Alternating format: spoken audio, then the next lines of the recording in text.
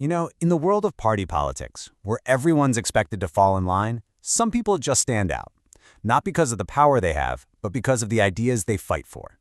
Today, we're going to get inside the mind of one of those thinkers, Nepal's Pradip Giri, and we're going to use his own words to understand a philosophy that was really built on one single powerful idea. And it all starts right here. Pradip Giri himself said it. The most important value of my life is freedom. Now for him, this wasn't just some political buzzword. This was everything. This was the absolute core of his entire being. All right, so here's how we're going to break this down. We'll start with that core value, freedom, and see how it made him a totally different kind of politician. Then we'll look at his vision for Nepal, the life he actually led outside of politics, and finally, what kind of legacy a man like that leaves behind. So when Giri said freedom, what did he actually mean?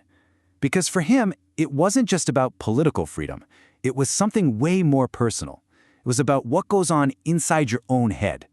And this is where it gets really interesting. See, his idea of freedom wasn't about being free from the government.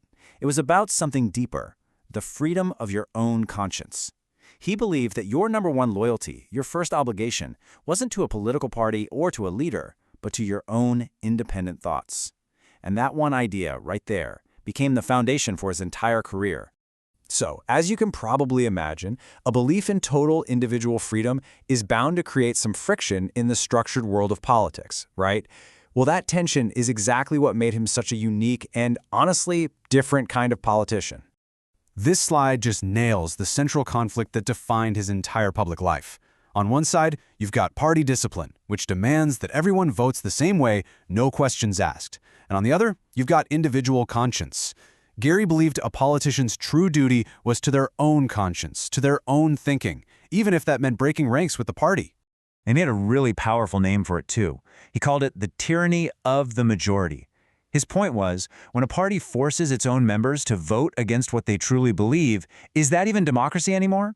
He saw it as a kind of dictatorship inside the party itself, and he fought against that pressure his whole life. Okay, so it's one thing to be a critic, but what was Giri's actual plan? What was his vision for Nepal? Well, it wasn't some fancy, complicated theory he read in a book. It was practical, it was homegrown, and it was rooted in the realities of everyday Nepali life. So while a lot of politicians were talking about turning Nepal into the next Switzerland or something equally ambitious, Giri's plan was way more down to earth. He had these three basic pillars. First, create jobs in farming, the country's backbone. Second, give real power to local towns and villages. And third, guarantee education and healthcare for everyone. It was a bottom-up vision, simple as that. And this is so important because it was a direct challenge to all those flashy, unrealistic promises you often hear. Giri believed you don't build a strong nation on big, shiny projects. You build it on stable roots by making sure people have the basics, a decent job, a voice in their own community, and the security of knowing they can see a doctor or send their kids to school. He was trying to ground the whole conversation in reality. It's really easy to just think of politicians as, well, politicians. But for Giri, that was just one small piece of who he was. His world was so much bigger than just what happened inside Parliament.